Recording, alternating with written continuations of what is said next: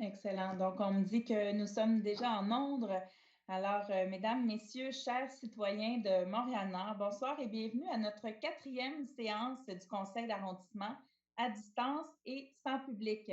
Ce soir, je tiens également à saluer les nouveaux résidents qui sont déjà arrivés dans notre arrondissement, mais également ceux qui arriveront dans les prochains jours. On le sait, on arrive très proche du 1er juillet. Alors, on souhaite sincèrement la bienvenue à tous ceux et celles qui viennent d'arriver chez nous. Alors, avant de débuter, tel qu'il est d'usage lors de ces séances, nous allons prendre un moment de recueillement. Alors, j'inviterai tout le monde à se mettre sur silence et on va prendre un moment ensemble de recueillement.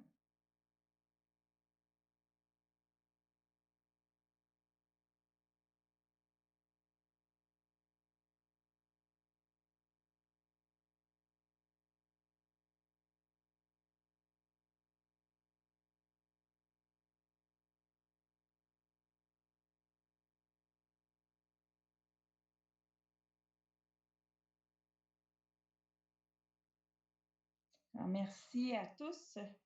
Alors, permettez-moi de vous présenter les gens qui m'accompagnent ce soir. Alors, tout d'abord, Mme Chantal Rossi, conseillère de la Ville au district Ovid-Clermont. Bonsoir. Mme Renée Chantal Bellinga, conseillère d'arrondissement du district Ovid-Clermont. Bonsoir. Monsieur Abdelak Sari, conseiller de la Ville du district Marie-Clarac. On ne vous entend pas, Monsieur Sari. Bonsoir. Super, merci. Monsieur Jean-Marc Poirier, conseiller d'arrondissement du district Marie-Clarac. Bonsoir. Également le personnel du cabinet de la mairesse et des élus, Monsieur François Purcell, directeur de cabinet. Bon conseil à tout le monde. Monsieur Alain-David Jean-Noël, chargé de secrétariat. Bonsoir. Madame Anna-Agnès Zarek, chargée de secrétariat. Bonsoir. Au niveau du personnel administratif, Madame Marie-Marthe Papineau, secrétaire d'arrondissement. Bonne soirée à tous. Madame Anne-Sophie Bergeron, agente de recherche. Bonsoir. Madame Rachel Laperrière, directrice d'arrondissement. Bonsoir. Madame Lynne Perrotte, en remplacement de Madame Claire Vassard, directrice de la performance du greffe et des services administratifs. Bonsoir à vous tous. Bonsoir, Madame Perrotte. Monsieur Gilbert Bédard, directeur des travaux publics. Bonsoir tout le monde. Monsieur Claudel Toussaint, directeur de la culture, des sports, des loisirs et du développement social. Bonsoir, bon conseil. Merci. Monsieur Jérôme Vaillancourt, directeur de l'aménagement urbain et des services aux entreprises. Bonsoir. Monsieur Daniel Bussière, chef de division relations avec les citoyens et communication. Bonsoir. Bonsoir. Nous avons également la présence du PDQ 39, Madame Julie Bessette, lieutenante du poste de quartier 39. Bonsoir à tous. Bonsoir. Merci beaucoup à tous d'être présents ce soir. Je ne pense pas que j'ai oublié personne. On a également Stéphane Collin qui est là de l'informatique à l'arrondissement pour son support. Alors, merci à tous. J'appelle donc le point 10.01. Si vous permettez, Madame la mairesse, on va débuter avec l'adoption de l'ordre du jour de la séance de ce soir. Je propose. Madame Rossi, là, j'ai vu vos lèvres. J'imagine que vous avez dit... J'appuie.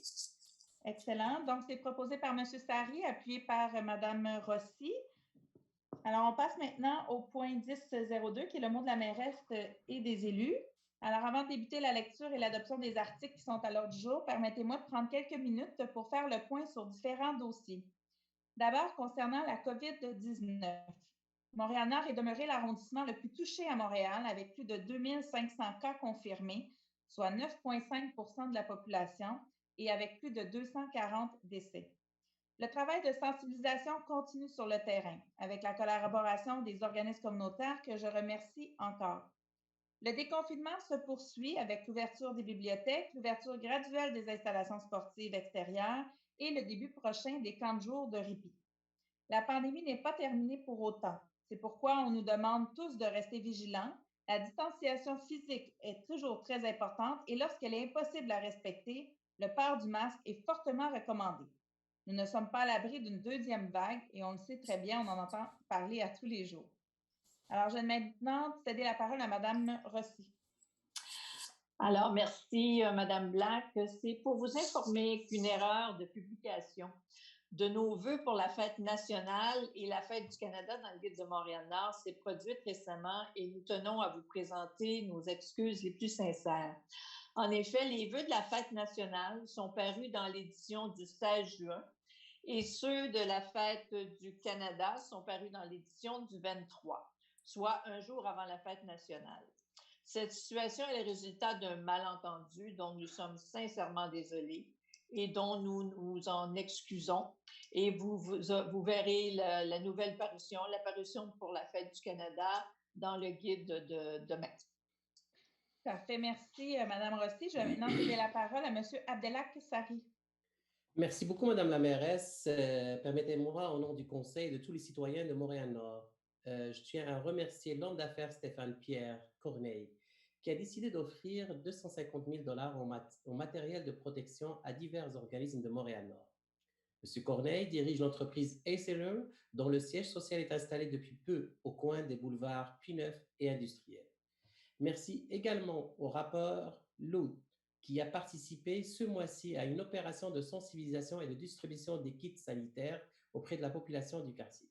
Celui-ci en a profité pour annoncer un don de 56 000 $ qui ira à 5 organismes de la communauté. Merci pour ces bels exemples de générosité. Merci beaucoup, Monsieur Sari. Alors également, c'est le moment pour moi de vous dire en fait que depuis le début de la pandémie, toute la communauté d'affaires de Montréal-Nord travaille sans relâche à préparer la relance économique de l'arrondissement. De cette concertation est né le plan d'action Uni pour la relance qui vise à redonner l'économie du territoire un nouvel élan après le passage de la pandémie de la COVID-19. Nous sommes très fiers de ce plan et nous croyons beaucoup au potentiel économique de Montréal-Nord. Récemment, dans le cadre de ce plan, la CEDEC de Montréal-Nord et ses partenaires ont lancé une campagne de sociofinancement pour aider le commerce local. Le concept est simple. En achetant un bon d'achat de 20 $, vous obtenez un pouvoir d'achat de 30 $. Alors, votre 20 $ se transforme en 30 $. Donc, c'est vraiment extraordinaire et on le sait pour nos commerces qui ont été sévèrement affectés par cette pandémie. C'est pourquoi nous invitons tous les citoyens à participer à cette initiative qui aura un réel impact sur le terrain. On vous invite à visiter le site de la CEDEC de Montréal-Nord pour vous procurer les coupons, économiser et surtout aider nos commerçants. Et de notre côté à l'arrondissement, je tiens à vous dire qu'on est très heureux de pouvoir soutenir la CEDEC dans leurs actions et vraiment, cette initiative est très rafraîchissante et je mets vraiment tout le monde au défi de participer et surtout parlez-en parce que nos commerces ont bien besoin qu'on les aide. Donc, c'est une belle occasion de pouvoir le faire de façon très concrète. Alors, je vais maintenant céder la parole à Monsieur Sari. Voilà. Merci beaucoup, Madame la mairesse. Je vais parler des voies actives et sécuritaires. Alors, la voie active et sécuritaire, ce qu'on appelle les VAS, sur le boulevard Gouin-Est, est un projet temporaire réalisé par la Ville en réaction à la pandémie de la COVID-19. Ces VAS seront implantés de juillet à la mi-septembre afin de permettre aux piétons et aux cyclistes de se déplacer plus aisément dans le contexte actuel où des normes de distanciation physique doivent être respectées. Ce projet comporte la création d'un circuit piéton, le déplacement de la piste cyclable et des mises à sens uniques sur le boulevard Gouin. Ce projet de la Ville est encore actuellement en cours de développement. Nos équipes veillent et veilleront toujours à ce que ces aménagements temporaires soient sécuritaires pour tous. Chers citoyens, plusieurs informations et plus amples informations plus précises seront disponibles sous peu. Merci, Madame la mairesse.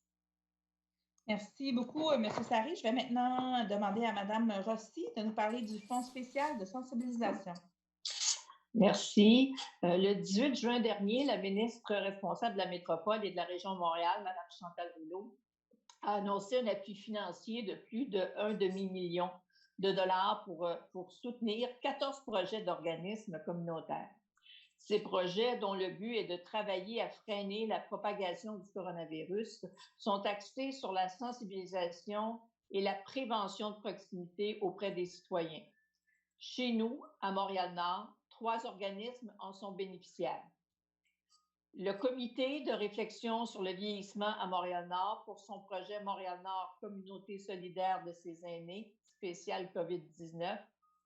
Haut-Stock pour son projet d'équipe de mobilisation pour lutter contre la propagation de la COVID-19 et Parole d'exclus pour son projet Porte-Voix. Alors, nous tenons à remercier la ministre Rouleau pour ce geste qui sera certainement avoir un impact dans la lutte contre le coronavirus. Et j'en profite en même temps pour lui souhaiter un joyeux anniversaire, puisque l'anniversaire de Mme Rouleau se célébrera le 4 juillet. Alors, on la remercie, on lui souhaite un joyeux anniversaire. Merci beaucoup, Mme Rossi. Alors, c'est ce soir que nous déposerons et adopterons la déclaration visant à reconnaître le caractère systémique du racisme et de la discrimination et que nous nous engageons à les combattre.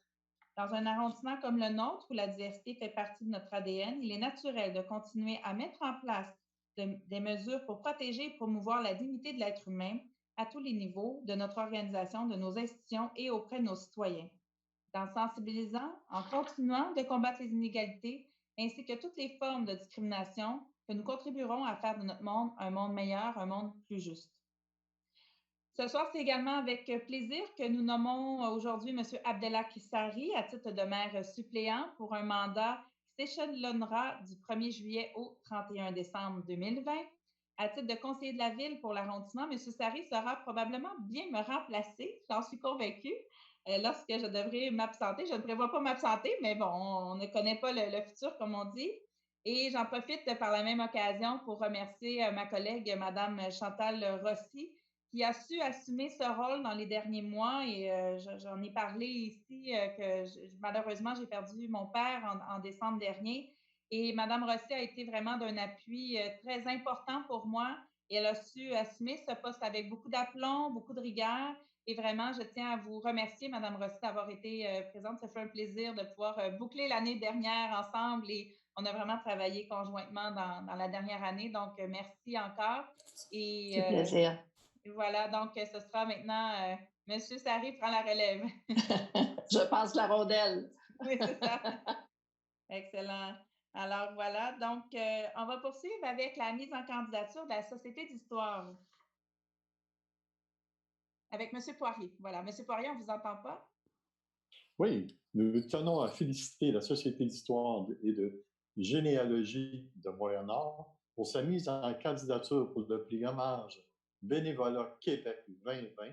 Ce prix est décerné chaque année par le gouvernement du Québec afin de souligner l'engagement des organismes qui encadrent et soutiennent des bénévoles. Bravo pour cette mise en candidature qui reconnaît déjà votre mérite et nous suivrons la suite avec beaucoup d'attention. Merci. Merci, Mme la mairesse. Merci beaucoup, M. Poirier. Je cède maintenant la parole à Mme Rossi. Alors, écoutez, on tient à rendre un hommage et on tient à exprimer notre sincère gratitude à Maestro Kent Nagano, directeur musical et artistique de l'Orchestre symphonique de Montréal, qui a imaginé et qui a créé l'excellent programme La musique aux enfants et qui a personnellement choisi Montréal-Nord pour l'accueillir. Ce programme a pour but d'initier les enfants d'âge préscolaire qui fréquentent l'école Saint-Rémy à l'apprentissage intensif de la musique afin de les soutenir dans leur développement global et contribuer à long terme à leur réussite scolaire. Le projet a été inauguré en novembre 2016. Il a d'abord été déployé, comme je le disais précédemment, à l'école Saint-Rémy. Depuis l'automne 2019, la musique aux enfants élargit son action pour s'enraciner davantage dans la communauté. Il s'agit de créer un milieu de vie unique, axé sur des activités culturelles inclusives en lien avec la musique classique. Grâce à vous, Monsieur Nagano, les enfants et leurs familles, ainsi que la communauté de Montréal-Nord, ont eu un contact privilégié avec l'OSM, avec ses musiciens et avec vous-même, le maestro. Merci, Maestro Nagano, pour cet extraordinaire cadeau aux enfants de Montréal-Nord et à toute la communauté. Nous en profitons aussi pour remercier l'OSM, Maestro Kent Nagano et l'équipe de la musique aux enfants pour leur très touchante vidéo intitulée « Je t'aime Montréal-Nord », produite au pire moment de la pandémie pour nous. Cette vidéo nous a donné du courage et a démontré à quel point le lien entre l'orchestre, le maestro, nos jeunes et l'arrondissement sont beaux et sont forts. Dans les circonstances du COVID, c'est malheureusement sans tambour ni trompette que vous quittez Montréal. Mais la communauté nord-montréalaise vous bercera à tout jamais dans son cœur. Merci, Maestro Nagano. Merci beaucoup, Madame Rossi. Je joins ma voix et je suis persuadée que mes autres collègues ainsi que l'équipe administrative joignent leur voix pour remercier M. Nagano pour tout l'effort et tous les répercussions qu'il va avoir parce qu'au-delà de votre départ, la trace qui a été commencée à s'installer à Montréal-Nord va vraiment rester indélébile dans notre communauté et on vous en est vraiment, vraiment très reconnaissant. Donc, pour la suite, je vais demander à M. Sari de prendre la parole. Merci beaucoup, Madame la mairesse. Excusez, merci beaucoup, Madame la mairesse. Moi aussi, je joins ma voix à celle de Madame Rossi et Madame Black et de l'ensemble du conseil pour remercier Maître Nagano. Puis, je pense qu'une de mes premières interventions, ma première visite à l'école Saint-Rémy, c'était pour l'activité qui était faite par les jeunes. Puis, on ne peut que le remercier. Puis, c'est un peu dommage que ce soit un départ dans ce contexte, mais de tout notre cœur et du cœur de l'ensemble des jeunes de l'école Saint-Rémy, des jeunes nord-montréalais, on lui dit merci. Sur un autre sujet, chers citoyennes et chers citoyens, vous recevrez par la poste cette semaine un numéro très spécial de l'Infonord. C'est notre bulletin d'arrondissement. Il raconte les 1001 actions qui ont été posées depuis le début de la pandémie et il rend hommage à celles et ceux qui ont beaucoup fait pour améliorer le quotidien de notre population dans les organismes communautaires et de santé. C'est un numéro sur ce qui fait la force de Montréal-Nord, la solidarité et la résilience. Vous y trouverez aussi les informations sur les installations ouvertes ou fermées et beaucoup d'autres nouvelles. Je vous souhaite alors une bonne lecture. Merci, Madame la mairesse. Merci beaucoup, M. Sari. Je tiens à dire qu'il est déjà arrivé. Donc, vous avez sûrement vu dans votre courrier aujourd'hui ou sinon, il devrait arriver demain. Alors, c'est un numéro pour lequel nous sommes très fiers. Et M. Sari, je me joins à vous pour également souligner l'excellent travail de l'équipe de communication qui a vraiment fait des pieds et des mains pour arriver à recueillir toute l'information y figurant parce que c'était un travail colossal en peu de temps parce qu'on voulait l'envoyer avant la période estivale pour vraiment remercier dans cette période difficile qu'on vient de passer et qui continue quand même d'être très difficile pour plusieurs, pour annoncer quand même des bonnes nouvelles et annoncer à quel point, comme on le disait, Montréal-Nord est une communauté solidaire et en même temps à quel point on est résilient et qu'on va s'en sortir beaucoup plus fort de tout ce qu'on vient de vivre. Alors, enfin, le travail continue cet été. Nous sommes présents pour vous aider à relever les défis que la situation actuelle nous impose. Vous pouvez toujours nous joindre au numéro 311 sur notre page Facebook ou par courriel. Restez informés en vous abonnant à notre infolettre et en nous suivant sur notre page web, notre page Facebook en page 7 du Guide de Montréal-Nord et sur nos stèles d'affichage dans les rues. Également, je tiens à rappeler aux citoyens que vos élus sont toujours disponibles entre les conseils. Alors, si vous avez des questions, des préoccupations, vous pouvez les rejoindre. Les numéros sont vous pouvez facilement les trouver, en fait, sur le site Internet de l'arrondissement, également dans les différentes publications, comme l'Infonord, entre autres. Il y a un endroit à l'intérieur où il y a nos coordonnées. Alors, n'hésitez surtout pas. On est là pour vous et on est disponible à pouvoir vous aider. Alors, je vais maintenant demander à Mme Bellinga de prendre la parole.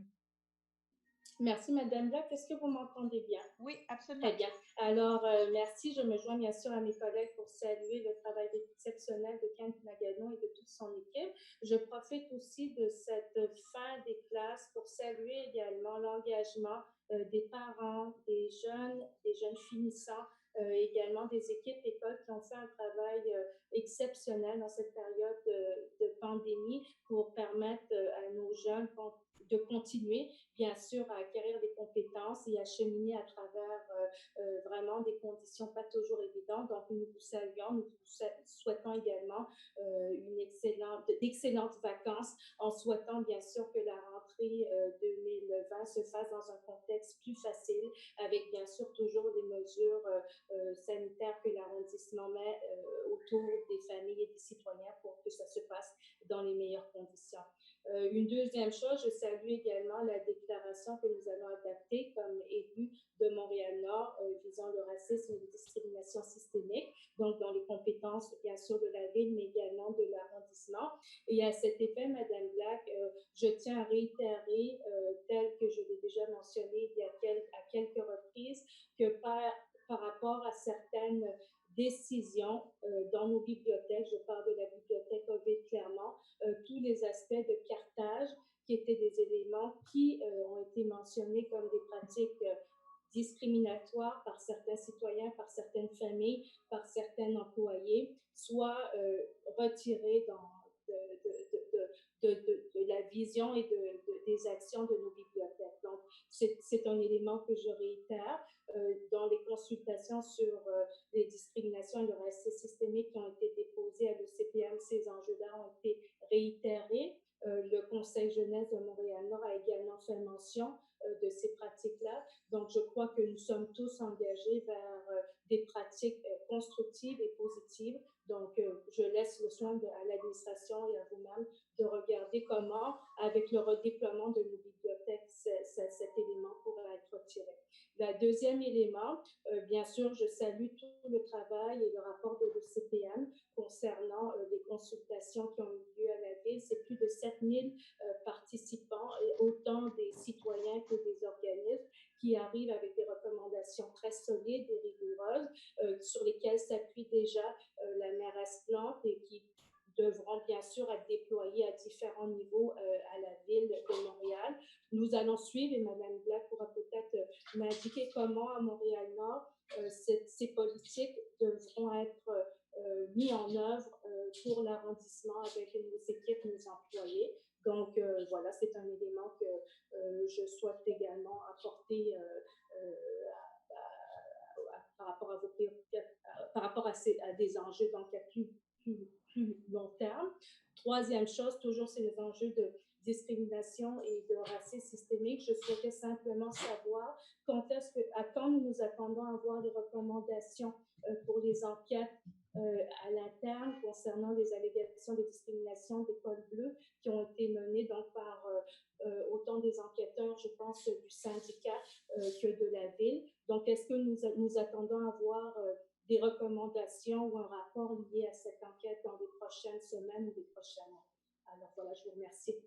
Parfait, merci Mme Belinga. Donc, concernant votre premier élément par rapport au cartage à la bibliothèque Henri Bourassa, j'entends vos préoccupations. En même temps, on se rappelle qu'il y avait quand même des recommandations qui avaient été faites autant par nos employés que l'école. Donc, c'est sûr que dans la foulée du rapport avec le CPM, ce sera des éléments qui seront à être mis en compte dans l'analyse. Par contre, je vous dirais qu'actuellement, peu importe les cas de figure, la bibliothèque demeure, somme toute, accessible, mais de façon très limitée. Alors, c'est sûr qu'actuellement, les bibliothèques ne sont pas ouvertes du tout comme elles étaient dans le passé.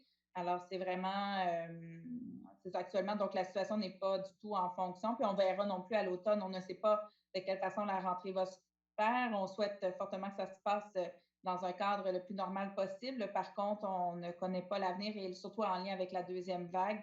Alors, ce sera quelque chose à continuer d'analyser, mais c'est sûr que dans la foulée de l'OCPM, ça fera partie des analyses qu'on va pouvoir refaire. Également, par rapport justement à ce rapport, il faut comprendre que ça fait quand même que quelques jours que ce rapport est sorti dans un contexte où on est en période encore très chargée au niveau de l'arrondissement avec beaucoup d'éléments à prendre en compte. Là. En fait, des fois, c'est le contre-coup de la vague qu'on a vécue par rapport à la COVID. Donc, tous ces éléments-là vont être analysés. C'est certain qu'en ce qui concerne le rapport, il s'adresse à la Ville, mais il y a des éléments qui peuvent être analysés à Montréal-Nord pour qu'on puisse amener des changements au niveau du quartier. Par contre, à ce niveau-là, au niveau de Montréal-Nord, au niveau du travail qu'il y aura à faire, il y aura possiblement des ressources humaines ou des ressources financières qui seront nécessaires. Donc, c'est sûr que dans ce contexte-là, on souhaite pouvoir avoir un soutien important de la Ville-Centre pour nous permettre de déployer de façon encore plus importante ces recommandations. On le sait, la Ville, on est actuellement dans un contexte budgétaire très serré où on s'est fait imposer des coupures dernièrement. Donc, tout ça va entrer en ligne de compte, mais c'est certain que la volonté, elle est là. Donc, ça, c'est l'élément qui est important. Et le dernier élément concernant les recommandations par rapport au col bleu, c'est un dossier qui se poursuit. Je ne vous mentirai pas en disant que dans le cadre de la COVID-19, dans les dernières semaines, il y a certains éléments qui ont pris un peu de retard. Donc, c'est un dossier qu'on suit actuellement. Madame Laperrière, est-ce qu'il y avait d'autres éléments que vous souhaitiez apporter par rapport à ce dossier que vous possédez que je n'ai peut-être pas avec moi? Non, non, je n'ai pas d'informations plus avant. On était aujourd'hui en discussion avec M. Bond, le contrôleur général, et malheureusement, l'enquête n'est qu'à des rapports techniques pour l'instant. COVID-19 ayant modifié sensiblement les plans. Parfait, excellent. Merci, Madame Laperrière. En même temps, je comprends aussi que la cadence a relativement diminué en ce qui concerne la COVID, donc ça devrait reprendre sous peu. C'est ce qu'on souhaite ardemment. La volonté, elle était là. Donc, mais actuellement, c'est entre les mains du contrôleur général pour la suite des choses. Excellent. Donc, on va passer maintenant à la période de questions du public. Alors, avec le point 10.03. Alors, étant donné que le conseil se déroule à distance et sans public, les citoyens ont été invités à envoyer leurs questions par courriel et au téléphone. On vous remercie d'avoir utilisé exceptionnellement ces deux voies pour ce faire. Et d'ailleurs, je tiens à dire qu'on a un nombre plus important qu'à l'habitude, en tout cas une diversité de questions par rapport à ce qu'on était habitué au conseil en salle. Donc, ça amène une nouvelle façon de faire auprès des citoyens. Je pense que ce sera à analyser prochainement votre degré de satisfaction. Mais de notre côté, on remarque vraiment une diversité des questions, mais également une participation beaucoup plus grande. J'ai pu constater les statistiques dernièrement des derniers conseils et puis vous êtes nombreux à nous écouter. Donc, on vous salue, on vous remercie de le faire. Alors, concernant les règles, ils restent les mêmes, en fait, pour la période de questions et que pour la durée de la période de questions qui est de 30 minutes, qui peut être allongée par bloc de 15 minutes. Ce soir, on a reçu 11 questions. Je vais donc nommer la personne qui vient, de qui vient la question et nous répondrons séance tenante. Je vais demander à Mme Bergeron, si possible, de m'avertir, donc il est 19h28, donc à 19h58 pour qu'on puisse rallonger s'il y a lieu. Oui, parfait, Mme la mairesse. Excellent, merci. Alors, vous me permettrez, je vais juste changer de posture. On fonctionne avec plusieurs ordinateurs pour pouvoir y arriver. Alors, donc, là, la dernière fois, parce que je regardais sur le côté, donnez-moi juste un instant. Donc, voilà. Alors, la première question est de M. André Dufresne, qui écrit ceci. Donc, pour faire suite à une rencontre tenue à l'été 2019, il y a eu une rencontre des résidents du secteur Marie-Claret qui a eu lieu à la salle du conseil d'arrondissement. Il avait été retenu par les gens invités et présents à cette rencontre que la fermeture de l'entrée Tim Hortons sur le boulevard Saint-Vital était la solution numéro 1 pour régler les problèmes du secteur du boulevard Saint-Vital. La question: l'arrondissement s'était engagé à explorer la demande de fermeture de l'entrée du Tim Hortons sur le boulevard Saint-Vital. D'ici quelques semaines, cette demande aura 1 an. Donc, l'arrondissement a fait quel type de démarche afin d'explorer cette requête citoyenne? Et entre-temps, il avait été convenu que les bollards du boulevard Saint-Vital étaient pour être modifiés, qu'une plus petite section de bollards serait conservée et non laissée dans son état actuel. À quel moment aura lieu la modification? Et il écrit, je vous ai épargné les arguments qui ont amené à ces choix, vu que c'est une question de suivi. Si l'argumentaire doit être repris, ça peut devenir long. Alors, donc, effectivement, c'est un dossier qu'on a suivi dans les derniers mois, hein, la dernière année, et même plus. Comme vous le savez, vous êtes impliqué dans le dossier depuis un bon moment.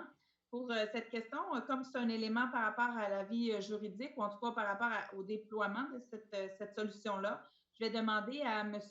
Vaillancourt, notre directeur de l'aménagement urbain et services aux entreprises, de pouvoir vous répondre. M. Vaillancourt? Je suis là. Donc, oui, effectivement, je vous remercie, M. Dufresne, pour la question. C'est une question qui est quand même encore d'actualité. On comprend qu'on parle d'un délai de 12 mois, mais il faut se rappeler quand même que la rencontre avec les différents partenaires institutionnels et les citoyens a eu lieu en novembre. Suite à cette rencontre-là, entre autres, surtout pour les résidents du boulevard Saint-Vital, on a expliqué qu'on allait demander un avis juridique. L'avis juridique est arrivé tout juste, ça n'a rien à voir avec la COVID, mais il est arrivé à un moment où on a présenté ce dossier-là à l'ensemble des élus pour discuter de différents scénarios. Et l'avis juridique, ils ont demandé des éléments complémentaires pour calculer certains effets lié à la proposition de fermer l'entrée du Tim Hortons. Les citoyens avaient demandé une fermeture complète de l'entrée d'accès qui est située sur Saint-Vital. Nous, on avait dit, on l'étudie. Et effectivement, ce qui est arrivé, là, quand la COVID est arrivée, on était à l'étape où on devait faire des nouveaux calculs de trafic, mais malheureusement, le trafic a disparu avec l'arrivée du virus. Donc, tout notre travail avec les professionnels s'est arrêté pour savoir qu'est-ce qu'on mettait en place, parce que les interventions qu'on va faire autant sur Saint-Vital que sur Gouin sont interreliées. Donc, c'est pour ça qu'on a mis la question en suspens. Actuellement, je vous dirais qu'on recommence le travail sur cette artère-là et surtout sur Gouin. M. Sari l'a expliqué, bientôt les voies actives et sécuritaires vont être implantées sur le boulevard Gouin. Donc, ça répond en partie à la première question, c'est-à-dire que nous, une fois que la voie active est implantée, on va pouvoir recalculer, modéliser, puis trouver des solutions pour Saint-Vital. Mais en deuxième réponse, je dirais qu'on va aussi, suite à l'installation de la voie active et sécuritaire, faire les correctifs qu'on avait envisagés sur Saint-Vital à l'entrée du restaurant Tim Hortons. On avait installé des équipements temporaires.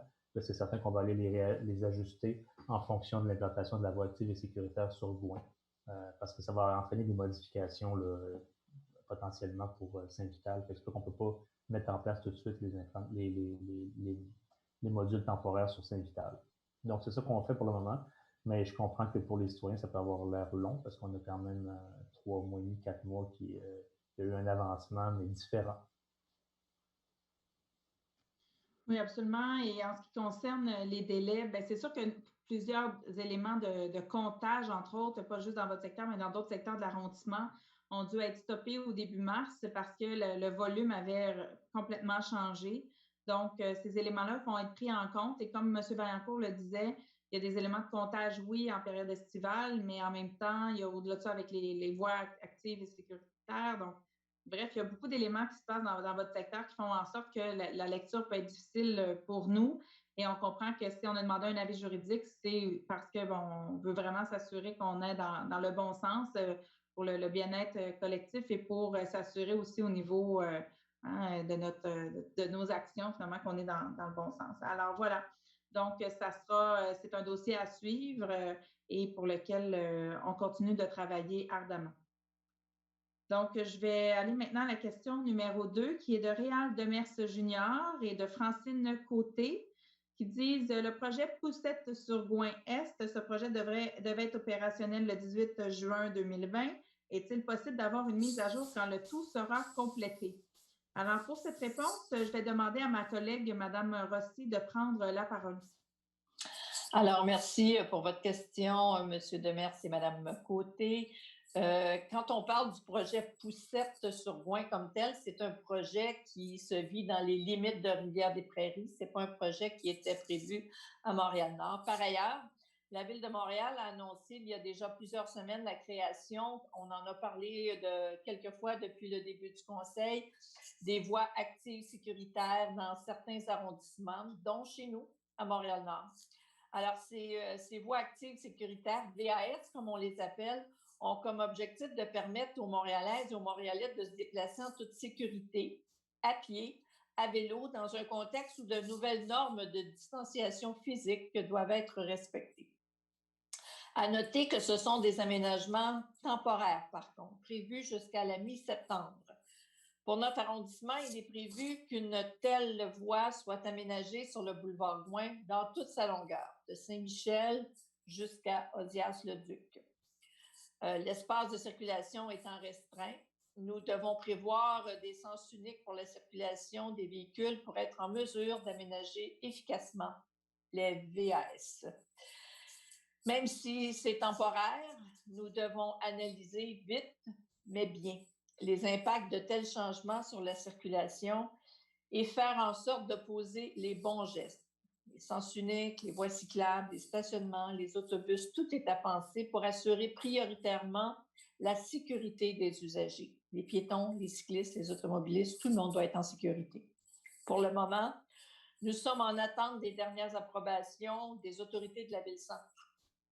Dès que nous aurons ces autorisations, les détails du projet vous seront communiqués et le projet devrait s'installer, on l'espère, d'ici le début juillet.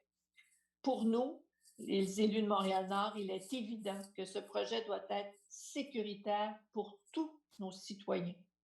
S'il s'avère que ce n'est pas le cas, nous n'hésiterons pas à le modifier ou carrément l'enlever. Merci, Madame Rossi, pour votre réponse. En fait, on a une autre question qui est de Madame Renée Dagenet, qui est dans le même sens. Alors, je pense que la réponse de Madame Rossi va vous éclaircir sur la situation. Elle dit: Bonjour, j'aimerais savoir quand le boulevard Gouin va être en fonction en sens unique entre Sainte-Gertrude et Lacordaire ou plus l'Angelier. C'est terrible la circulation, vélos qui roulent dans la place des autos, vélos, poussettes, piétons, triporteurs, planches, etc. sur la piste de vélo et dépassement dans la place des autos, tellement dangereux. Sur trottoir, vélo, piétons dans la rue. Le samedi et dimanche, c'est terrible. La semaine, un peu mieux, mais pas très sécuritaire. Donc, Madame Rossi a répondu à une question qui était semblable. Alors, aviez-vous d'autres éléments à rajouter, Madame Rossi? Ben, c'est encore de préciser à Madame Dagenet que c'est clair que pour nous, la sécurité de nos citoyens est la priorité. Alors, on est toujours en attente, comme je le disais, de la réponse de la Ville-Centre. On a fait des propositions. On attend voir si les propositions que nous avons faites seront acceptées par la Ville-Centre et ça devrait se faire incessamment d'ici le début juillet là, ou à la mi-juillet et aller jusqu'à la mi-septembre pour avoir des sens uniques sur le boulevard Gouin. Parfait, merci Madame Rossi. Donc, Madame Dagenet, j'espère que ça répond à votre question. La prochaine question est de Imelda Fascin-Bicinella qui dit: Encore une fois, le balayage de la rue Léopold-Pouliot et Plaza Léopold-Pouliot n'est pas respecté. On se demande si vous riez de nous. Devons-nous faire une pétition pour être écoutés? Donc, il y avait eu un autre questionnement également au mois de juin à ce sujet. Alors, en ce qui concerne le balayage de rue, on avait répondu déjà au dernier conseil que nous avions eu des défis importants en ce qui concerne le déploiement de nos services parce qu'entre autres, on devait déployer pour les services essentiels. On a dû retarder le départ du ménage du printemps, dont le nettoyage des rues. Mais pour compléter mon intervention, je vais demander à notre directeur des travaux publics, M. Gilbert Bédard, de prendre la parole, de pouvoir vous répondre.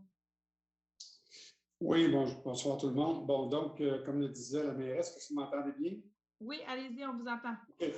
Donc, oui, il y a eu différents déploiements, reprise des activités graduelles, dont le balai mécanique, nettoyage du printemps qui était beaucoup plus long que l'habitude. Donc, et différentes activités qui ont été faites là, pendant les mesures de COVID. Présentement, les activités propreté sont au cœur de nos préoccupations présentement. Le balai mécanique, on n'est pas à jour dans toutes les rues, j'en conviens, dont Léopold-Pouliot. Notre contremaître, on a eu la demande, est allé voir sur place. Mercredi, il va y avoir des actions. Les balais vont être sur place, je vous le promets. Ils vont être sur Léopold-Pouliot et d'autres rues qui ont été internes. Il y a eu un passage, disons, qui était moins régulier qu'à l'habitude. Par contre, ces rues-là vont être faites cette semaine sans faute, dont la rue. Merci, M. Bédard, pour le complément d'information. J'espère que ça répond à votre question. Et puis, bon, sachez que nos équipes vont être déployées chez vous dans quelques jours. La question numéro 5 nous arrive de Pasquale Acochella, qui écrit: Je dors beaucoup que les aires de rencontre ont été enlevées sur la rue de Dijon. Mes voisins et moi seraient intéressés à voir le plan d'aménagement futur du site car on craint d'avoir des emplacements de rassemblement entre la rue Hurtaud et Roland où les gens restent jusqu'à 2 heures du matin. On comprend qu'on peut contacter la police quand cela arrive, mais à ce point, notre sommeil a déjà été compromis et on craint des conséquences de vandalisme à cause des plaintes. On aimerait avoir de l'info et la possibilité de donner nos conseils sur l'aménagement parce que cela affecte notre qualité de vie. À participer. Alors, en ce qui concerne la rue de Dijon, ça fait déjà un bon moment que le projet est en route. Il y a eu plusieurs séances de consultation où on a envoyé des invitations dans les maisons, c'était dans l'Infonord également et sur place. Donc, nos équipes se sont vraiment déployées pour penser finalement à la suite des choses. il y avait des projets depuis un bon moment de structure permanente et nous avions eu des problèmes au niveau des appels d'offres, entre autres, qui étaient revenus beaucoup trop élevés, ce qui a fait en sorte que ça a freiné le déploiement. En même temps, j'entends vos préoccupations en ce qui concerne le contexte actuel. Madame Bessette est avec nous en ligne aujourd'hui. Alors, elle prend connaissance en fait de ces informations-là. Est-ce que, Madame Bessette, vous avez une intervention que vous souhaitiez faire? J'en ai pris note, je vais vérifier, on pourra faire une attention spéciale à ce moment-là. Ce n'était pas quelque chose qui était venu à mes oreilles, là, qu'il y avait une problématique sur Dijon, qu'il y avait peut-être des risques d'attroupement ou des gens qui flâneraient, mais c'est quelque chose qu'on pourra peut-être vérifier là, avec mon équipe de vélo notamment. Excellent. Bien, ce que je vous propose, Mme Bessette, c'est qu'on pourrait vous transmettre les coordonnées du citoyen pour que vous puissiez prendre peut-être davantage d'informations que ce qu'il y a dans sa question. Absolument, ça va me faire plaisir. Parfait. Merci beaucoup, Mme Bessette. Et pour compléter mon intervention, je demanderai à M. Vaillancourt, notre directeur de l'aménagement urbain et services aux entreprises, de compléter mon commentaire sur le déploiement des structures. Monsieur Vaillancourt, est-ce que vous avez des compléments d'information? Bien, c'est vrai que c'est un peu préoccupant. C'est normal, il y a souvent des attroupements dans les parcs rendus à ces heures-là. Fait que les structures qui vont être implantées vont peut-être permettre un peu moins d'attroupement. C'est des structures fixes qui vont être installées sur le corridor de la rue Dijon, mais des structures ouvertes. Effectivement, le mandat est octroyé, mais il y a eu un petit retard dans l'approvisionnement parce que les fabricants des pièces étant fermés pendant la crise de la COVID, ça fait en sorte qu'on a pris un certain délai. Mais le tout va bon train pour que ça soit inauguré. On se croise les doigts, que ça soit vraiment livré et inauguré pour la fête du travail, donc en septembre. Parfait. Donc, on va suivre avec attention ce projet et on pourra suivre ça, dans le fond, pour la suite. Alors, on va passer maintenant à la question de Mme Diane Cacchione qui pose la question. Bonjour, à partir du 15 juin, Boulevard Gouin sera sens unique vers l'est. Ce sera à partir de quelle rue? Alors, comme vous savez, on est rendu le 29 juin et ce n'est toujours pas fait. Alors, Mme Rossi, est-ce que vous avez des éléments complémentaires? Vous en avez parlé déjà tantôt. C'est la troisième question et dernière que je peux prendre parce qu'on a une règle au Conseil, donc c'est 3 questions sur le même sujet. Donc, c'est la dernière question sur le sujet. Madame Rossi, je vous laisse la parole. Alors, effectivement, comme je l'ai dit précédemment, nous n'avons pas encore reçu la réponse définitive de la Ville-Centre. Alors, vous comprendrez, Madame Cacchione, qu'à l'heure où on se parle, c'est pas possible de vous dire dans quel sens, à partir de quelle rue et dans quel sens sera le boulevard Gouin. Alors que, comme je le disais, pour nous, ce qui est évident, c'est que ce projet doit être sécuritaire pour nos citoyens. Et s'il s'avère que c'est pas sécuritaire, bien on va carrément l'enlever ou on va demander à le modifier. Mais déjà, là, le temps avance et nous sommes toujours en attente de réponse. Alors, à l'heure où on se parle, malheureusement, je ne peux pas vous dire dans quel sens le boulevard Gouin sera sens unique à l'heure où on se parle. Merci beaucoup, Mme Rossi. Donc, on passe maintenant à la question de Nathalie Faral, qui est également une question sur le boulevard Gouin. Il y a plusieurs éléments, entre autres dans ces questions, pourquoi le plan temporaire présenté lors d'une visioconférence n'est pas mis en place, pourquoi les mesures permanentes ne sont pas mises en place. Alors, vous comprendrez qu'on a déjà répondu à la question. Mme Rossi l'a bien expliqué. Donc, on est vraiment dans un contexte évolutif actuellement. Donc, c'est à suivre. Ensuite, c'est un peu la même chose pour une question qui arrive de Maria, également qui est sur le boulevard Gouin. En fait, en ce qui concerne, entre autres, les bollards qui avaient été mis en place l'an passé. Donc, bien entendu, on attend la suite des choses avant de mettre ces mesures en place parce qu'on ne peut pas les mettre et les défaire pour les remettre ailleurs par la suite. Donc, on est en attente de la ville-centre actuellement. La question numéro 9 nous arrive de Denis Miron qui écrit ceci. Nous avons un problème à nos résidences de 12 unités d'appartements condos sur la rue Hébert entre Majot et Industriel. Adossés à nos terrasses arrière se trouvent plusieurs garages automobiles avec des horaires de travail hors normes, 7 jours sur 7, souvent jusqu'à 22 heures, même le dimanche, avec des outillages très bruyants. Plus de la poussière, donc personne ne peut relaxer à l'extérieur. Est-il possible de régulariser ces garages automobiles avec des horaires acceptables pour les résidents? comme quelque chose comme de 7h30 à 17h, du lundi au vendredi jusqu'à midi le samedi, fermé le dimanche. Alors, en ce qui concerne les heures que vous nous parlez qui continuent jusqu'à 22h, effectivement, ce n'est pas des heures normales pour ce genre d'entreprise. Je vous dirais qu'on va probablement, en fait, on va demander à nos inspecteurs d'aller vérifier qu'est-ce qui se passe.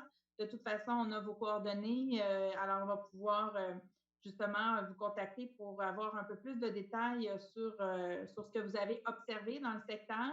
D'ailleurs, je tiens à rappeler en fait aux citoyens que lorsque vous avez des problématiques de cette nature-là, n'hésitez surtout pas d'appeler le 311 pour déposer une requête. Vous allez avoir un numéro de suivi. Comme ça fait en sorte que nous, c'est monitoré après et on peut pouvoir faire un meilleur suivi. C'est vraiment le même canal, en fait, qui est utilisé ici. Là, on met ça dans nos mandats et il y a un suivi par la suite qui est fait. Et pour ce qui concerne le soir, voire la nuit, on peut demander également à nos policiers de pouvoir faire un constat. Il y a Mme Bessette qui est là aussi, donc on va pouvoir lui donner les détails exacts qu'on avait dans votre message et lui donner vos coordonnées pour la suite des choses. Ensuite, nous avons la question numéro 10, donc qui arrive de Mme Gaetana Colella. Alors, Madame la mairesse, je voudrais tout d'abord vous remercier pour la solution des panneaux interdisant le stationnement sur la rue Albert-Brosseau entre 21h et 6h. Cette solution a en fait aidé la situation. On peut confirmer que la police passe plus souvent qu'avant, bien qu'elle soit extrêmement tolérante à de nombreuses situations qui se produisent dans la rue et la zone près de la rivière. Par exemple, elle tolère les personnes qui boivent de l'alcool sur les bancs, qui consomment de la drogue et qui ne respectent pas les indications des panneaux de stationnement le soir. Récemment, avec un voisin, nous avons rencontré les autres voisins sur Albert-Brosseau et les maisons les plus proches d'Albert-Brosseau. Toutes les personnes rencontrées ont accepté de signer notre pétition. Nous avons accumulé une trentaine de signatures. L'objectif est d'améliorer notre quartier. Non seulement il y a des problèmes d'alcool et de drogue, mais après qu'ils boivent et prennent des drogues, ils partent avec leur voiture et ils roulent sur Albert-Brosseau et rue Étier en faisant de la vitesse où nous avons des enfants. Nous devons trouver des solutions peu coûteuses pour garder notre magnifique quartier agréable et sécuritaire. Nous aimerions avoir une réunion avec qui vous jugerait bon pour commencer à parler des différentes solutions. Pensez-vous que c'est possible?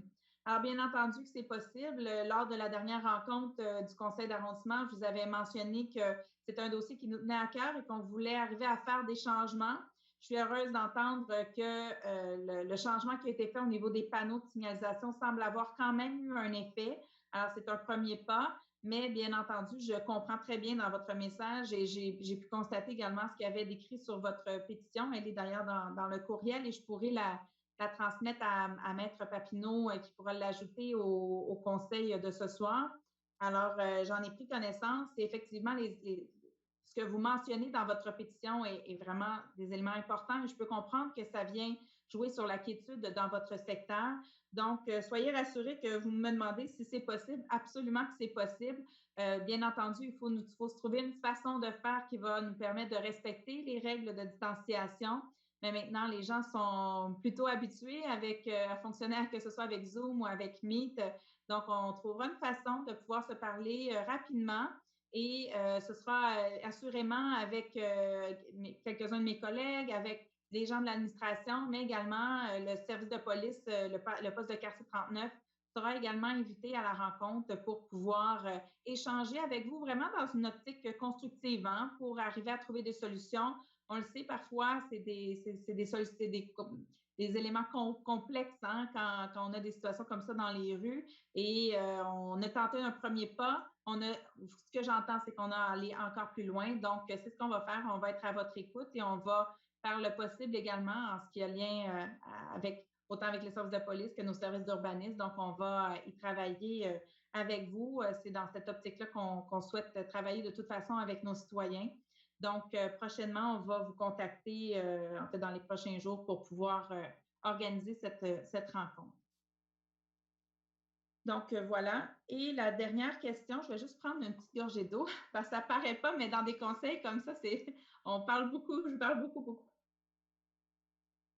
Alors, voilà. À lire toutes les questions de citoyens, ça donne peu de pause. Alors, la dernière question ce soir nous arrive de Elsa Blais qui nous amène, c'est écrit discussion pour une subvention pour les couches lavables. Sinon, est-ce qu'il y a une ouverture pour une telle subvention? Alors, donc, est-ce que, en fait, je vais y répondre. Donc, on avait, en fait, étudié la question déjà parce que dans les derniers mois, ça avait été amené par d'autres citoyens. Avec l'Écoquartier, d'ailleurs, l'Éco-Nord et Mme Julie Demers, on avait eu des échanges déjà à ce sujet-là. Actuellement, ce n'était pas une dépense qui était prévue au budget de l'arrondissement. Donc, c'est des éléments qu'on continue déjà encore, en fait, à analyser. Et puis, on va devoir, en fait, en discuter prochainement pour la suite des choses pour le budget de l'an prochain. Mais j'entends bien votre préoccupation et en même temps votre volonté de faire votre part pour l'arrondissement. Et soyez assurés qu'on est à la même place que vous et qu'également l'Écoquartier et Mme Demers et son équipe le sont également. Donc, on veut vraiment mettre toutes les chances de notre côté pour faire une différence.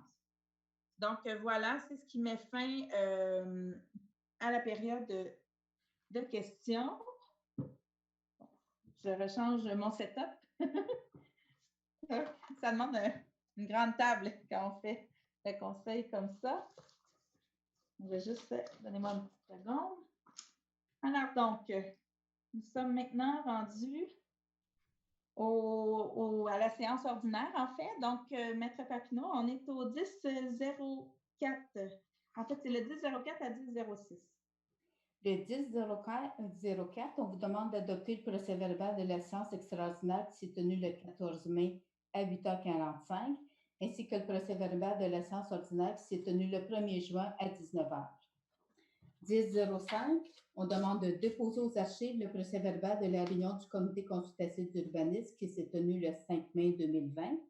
Le 10-06, de déposer aux archives le procès-verbal de la réunion du comité consultatif d'urbanisme qui s'est tenue le 2 juin 2020. Je propose. J'appuie. Alors, donc, c'est proposé par M. Sarry, appuyé par M. Poirier. J'appelle maintenant le 12-01. On demande de déposer et d'adopter le plan de relance économique et commerciale de Montréal-Nord. Je propose. Et j'appuie. Parfait. Donc, c'est proposé par Mme Rosset, appuyé par M. Poirier. Je tiens à prendre la parole quelques instants pour rappeler que ce plan a été lancé officiellement le 18 juin dernier et il a été mis en place, entre autres, par l'arrondissement de Montréal-Nord, mais également plusieurs partenaires, dont PME Montréal, la Chambre de commerce et d'industrie de Montréal-Nord, également la CEDEC de Montréal-Nord, Impulsion Travail et le Carrefour Jeunesse Emploi. Donc, toutes ces organisations ont pu mettre la main à la pâte pour faire en sorte qu'on puisse avoir un plan qui s'appelle donc Unis pour la relance. Et dans ce contexte-là, nous, on est vraiment très heureux de pouvoir y contribuer. Et je vous invite à aller voir tout le contenu, en fait, de ce magnifique plan sur nos différentes plateformes. Alors, encore félicitations à l'équipe de M. Vaillancourt avec Charles et Marjorie qui ont fait un travail exceptionnel de leur côté pour pouvoir mettre en place ce plan. Également, je tiens à saluer le travail de M. Poirier, qui est responsable du dossier économique à l'arrondissement et qui a travaillé très fort également dans les derniers mois en ma compagnie pour faire en sorte qu'on puisse mettre en place toutes ces actions. Donc, merci, Mme la mairesse. Merci, M. Poirier, pour votre contribution. Merci. Et bien entendu, mes autres collègues, parce qu'on y croit tous et on veut faire en sorte que ça aille le mieux possible dans notre quartier. On passe maintenant... Mes coupons sont achetés. Les coupons sont achetés. Les miens aussi sont achetés d'ailleurs. Je lance l'invitation à mes collègues, également à mes collègues administratifs, d'acheter leurs coupons pour la campagne de la ruche.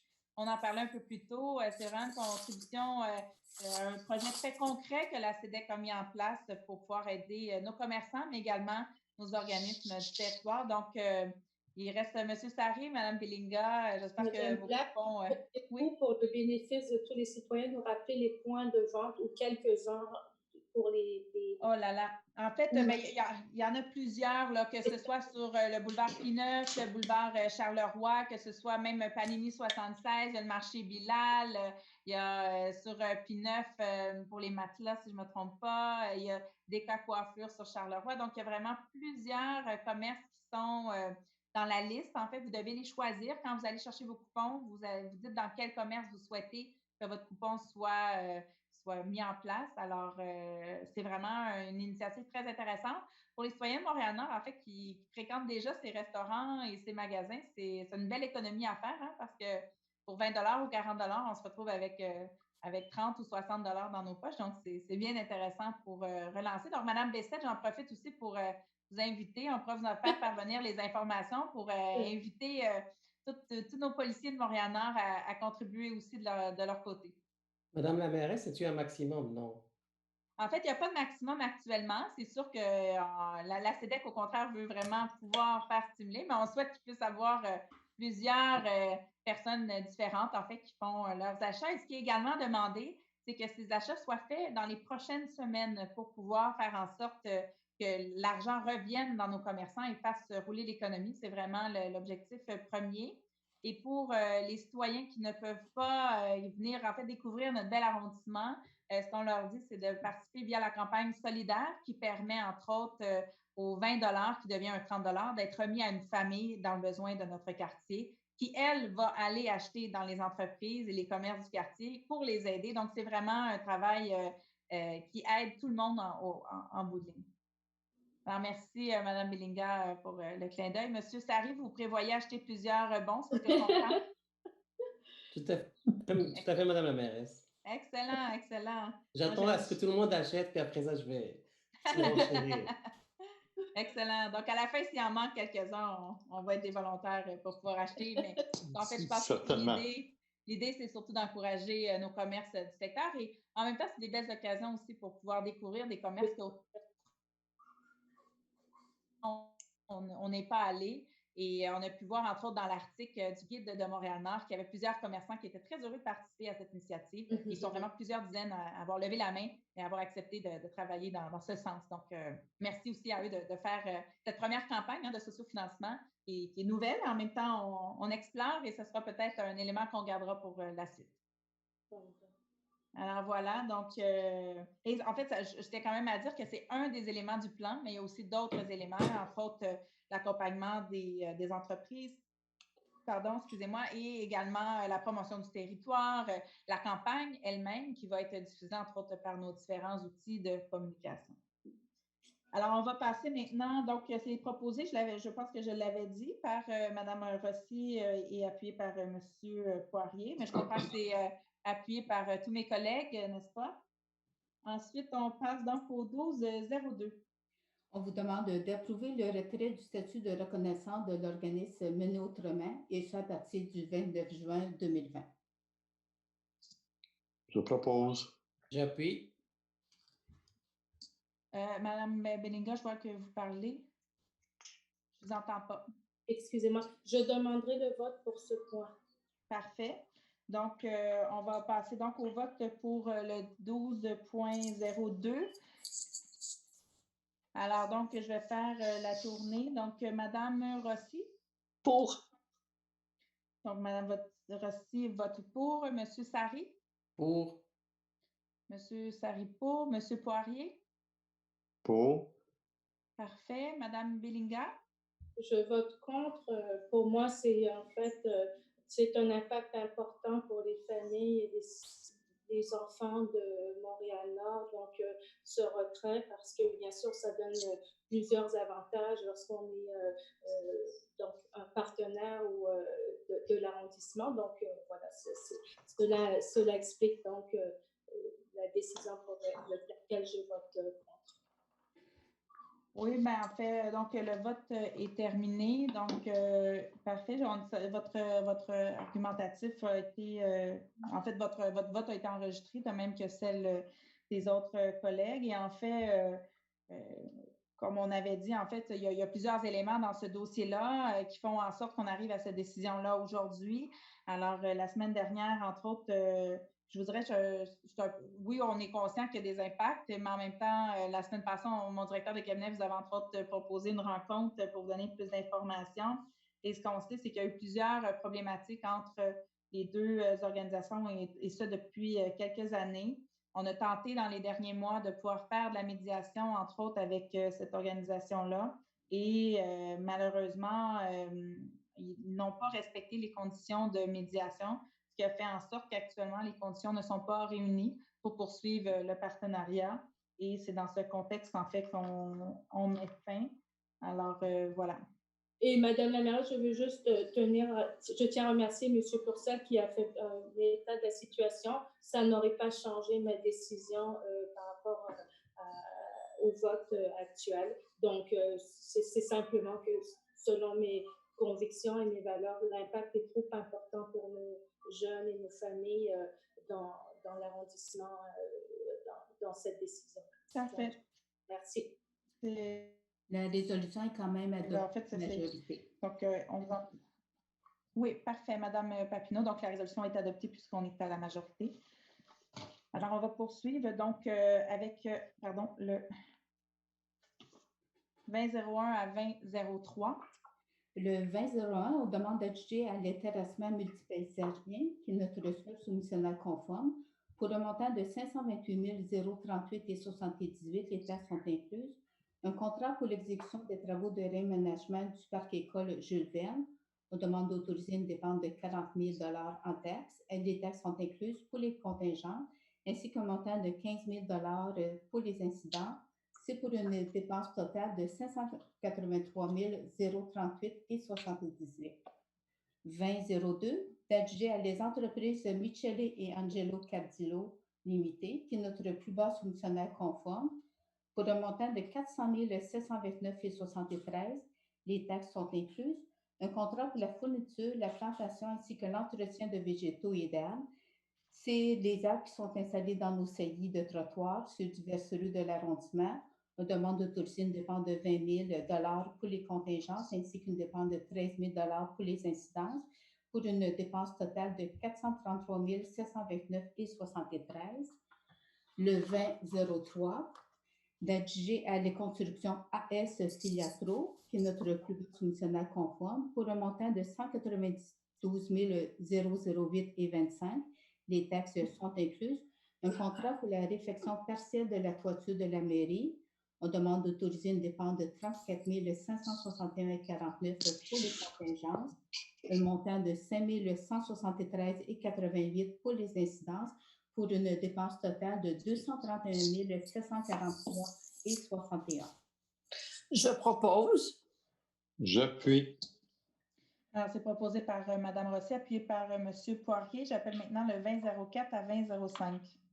2004, on vous demande d'approuver l'addendum à intervenir au contrat de service pour l'organisation des camps de jour de l'organisme Les Fouchettes de l'Espoir et d'accorder un montant supplémentaire maximal de 63 000 $. Le 2005, d'approuver le renouvellement du bail entre l'arrondissement et 9056 4253 Québécois. C'est pour la location d'un entrepôt qui est situé au 10 385 avenue Balzac. C'est pour la période du 1er juillet 2020 au 30 juin 2021. On vous demande d'autoriser une dépense de 50 938,56. Les taxes sont incluses. Propose. J'appuie. Mais je déclare intérêt au point 2004. Et je déclare également intérêt au point 2004.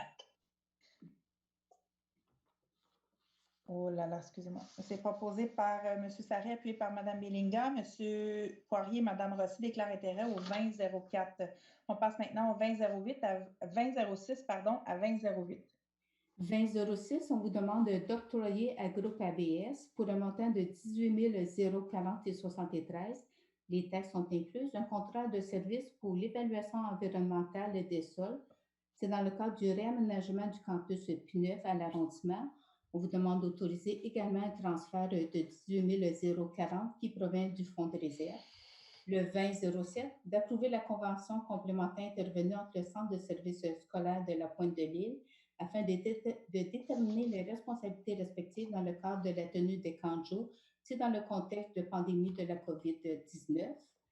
Et le 2008, d'accorder une contribution financière totale de 29 871 à Rond-Point Jeunesse au travail. C'est afin de soutenir le projet Escouade radioactive dans le cadre de l'édition 2020-2021 du programme d'intervention de milieu pour les jeunes de 12 à 30 ans. On vous demande d'approuver le projet de convention à intervenir. Je propose. J'appuie. Alors, donc, c'est proposé par Mme Rossi, appuyé par M. Poirier. Je vais maintenant appeler le 2009 à 2010. 2009, d'accorder une contribution financière maximale de 29 400 à la coopérative de solidarité multisport. C'est pour l'organisation des camps de jour pour l'été 2020 qui va se dérouler du 6 juillet au 14 août et d'approuver le projet de convention intervenir. Le 20.10, d'accorder une contribution financière de 10 000 remboursable à la Corporation de développement économique communautaire Montréal-Nord. C'est pour l'implantation de programmes de soutien aux commerçants pour la construction de terrasses à l'été 2020. C'est dans le cadre du projet de revitalisation des affaires commerciales. On vous demande d'approuver le projet de convention à intervenir. Propose. J'appuie. C'est proposé par M. Sarré, appuyé par M. Poirier. On poursuit avec le 2011 à 2012. 2011, de résilier 2 contrats et conventions de services qui ont été octroyés aux artistes et travailleurs culturels pour les spectacles, expositions et activités culturelles qui étaient prévus dans l'arrondissement. C'était pour la période du 12 mars au 2 juillet. Ils ont été annulés en raison de la COVID-19. On vous demande de recommander au comité exécutif d'octroyer une aide financière à ces artistes et travailleurs culturels pour la différence entre les dépenses ayant été engagées et payées pour l'exécution des contrats et conventions avant leur résiliation et le montant total prévu au contrat. Le montant de l'aide financière accordée s'élèverait à 3 042 $. Pour le 2012, d'approuver l'addendum modifiant la convention intervenue entre la Coop de solidarité Éconord, c'est pour la gestion des jardins communautaires, l'aménagement des ruelles vertes et d'autoriser la modification du mandat 8 et d'annuler le mandat 10 et approuver la diminution de la contribution financière à 87 000 $ au lieu de 91 000. Propose. J'appuie. Proposé par M. Sarré, appuyé par Mme Rossi. On poursuit avec le 2013 à 2015. 2013, d'approuver le projet d'addendum modifiant les conventions intervenues dans les projets suivants. Au Centre des jeunes L'Escale pour les projets aspirants animateurs, travail à thème de journée et milieu de vie. Au Fourchette et école culinaire Les Petits Chefs. À l'Institut Pacifique pour les projets activités éducatives pour les enfants instant, 5-12 ans. Mme Papineau, est-ce que vous entendez bien, Mme Papineau? Parce qu'il y a des interférences, Mme Papineau, ça coupe beaucoup, donc je ne sais pas si il y a autre chose d'allumé chez vous qui fait que le signal est moins fort. Je vais recommencer, mais non. Mais Mme Papineau, c'est ça, oui, c'est ça, il y a un problème actuellement parce qu'on vous entend vraiment pas bien, ça coupe énormément. On peut peut-être faire une autre tentative, sinon je peux demander à Mme Bergeron de poursuivre si vous le souhaitez. Bon, je vais recommencer le 2013. OK, on va tenter coup une autre fois. Bon, je vais peut-être rapprocher mon ordinateur. On vous demande d'approuver le projet d'addendum modifiant la convention intervenue dans le projet suivant. Au Centre des jeunes L'Escale pour les projets animateurs. Madame Papineau, je vais devoir... la journée et milieu de vie. Ça ne fonctionne pas. Non, c'est ça, ça coupe encore énormément. Alors, je vais juste vérifier avec mes collègues, ça coupe également chez vous? Tout à fait. Oui, c'est ça. Donc, je ne sais pas dans quelle mesure, peut-être, Madame, soit que vous reveniez par téléphone ou bien que Madame Bergeron prenne la relève. Oui, Madame Black, je n'ai pas de problème à reprendre la lecture. OK, parfait. Bon, mais vous pouvez y aller. Je ne sais pas qu'est-ce qui se passe avec la ligne du côté de chez Mme Papineau. Je vais reprendre le point 20.13, Mme la mairesse. Parfait. Allez-y. Alors, 20.13, on vous demande d'approuver les projets d'addenda qui modifient les conventions intervenues dans les projets suivants. Donc, au Centre des jeunes L'Escale pour les projets aspirants animateurs, travail alternatif payé à la journée, tapage et milieu de vie. Au Fourchette de l'Espont pour les projets Ma première expérience de travail et école culinaire Les Petits Chefs. À l'Institut Pacifique pour les projets activités éducatives, c'est pour les enfants de 5 à 12 ans de l'Institut Pacifique et en libre été. À la musique aux enfants pour le projet La musique aux enfants, un projet structurant pour la petite enfance au cœur de Montréal-Nord. Au Centre de pédiatrie sociale de Montréal-Nord pour le projet psychomotricité. À un itinérant pour tous pour le projet mentorat pour la réussite scolaire. À Coup de pouce jeunesse de Montréal-Nord pour le projet Place à l'entraide. à la coopérative de solidarité Multisport, plus pour le projet certification et engagement jeunesse, à Entre parents de Montréal-Nord pour le projet Mon Samedi à pas de parents, au YMCA du Québec pour le projet Alternative à la suspension. 20.14. Approuver les projets d'addendum modifiant les conventions intervenues dans les projets suivants. À Corpus Jeunesse de Montréal-Nord pour le projet Père aidant. À Entre parents de Montréal-Nord pour le projet Comprendre mon ado. À Nos jeunes à cœur pour le projet Équipe civile junior de Montréal-Nord. C'est pour le basketball, football, flag football. Et à la table de concertation jeunesse de Montréal-Nord pour la coordination de la table TCJMN. 20.15. Approuver les projets d'addendum modifiant les conventions intervenues dans les projets suivants à Entre parents de Montréal-Nord pour le projet Accès 0-5 ans et à la Fondation de la visite pour le projet Prendre un enfant par la main pour l'amener vers demain. Je propose. J'appuie. Madame. Déjà déclaré.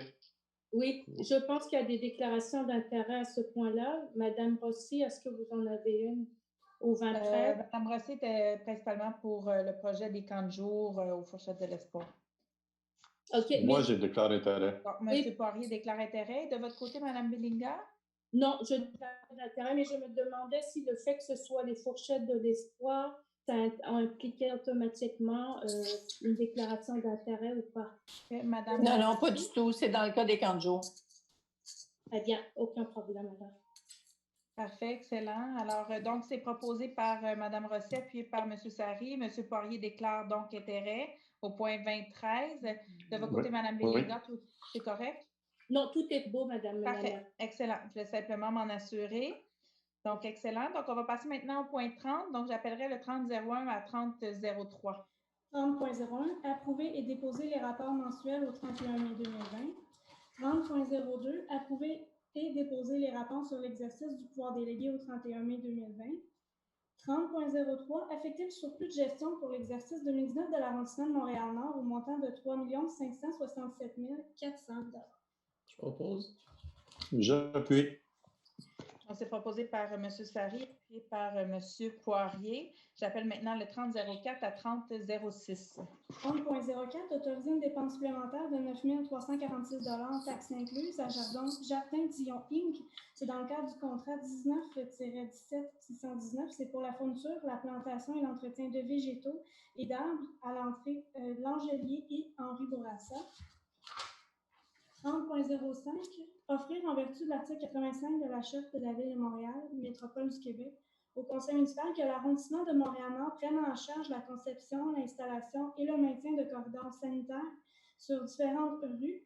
Donc, on a Fleury côté sud, de Lausanne à Cobourg, Mont-Soleil côté nord, de Laurentides à Cobourg, sur Amiens, côté nord de Hébert et à l'est de Pinot, Charleroi côté sud de Drapeau à Essier, et Charleroi, côté nord de Archevêque à Bellevoie. Puis, le point 30.06, autoriser une demande de subvention au programme de restauration et création de milieux humides et hydriques, volet 1, étude de préfaisabilité d'un projet de restauration de création dans le cadre du projet de réhabilitation des berges, c'est au parc Aimé-Léonard.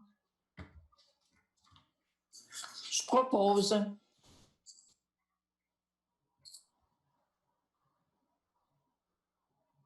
On prendrait un appuyeur. Je vais appuyer. Ouais, j'appuie.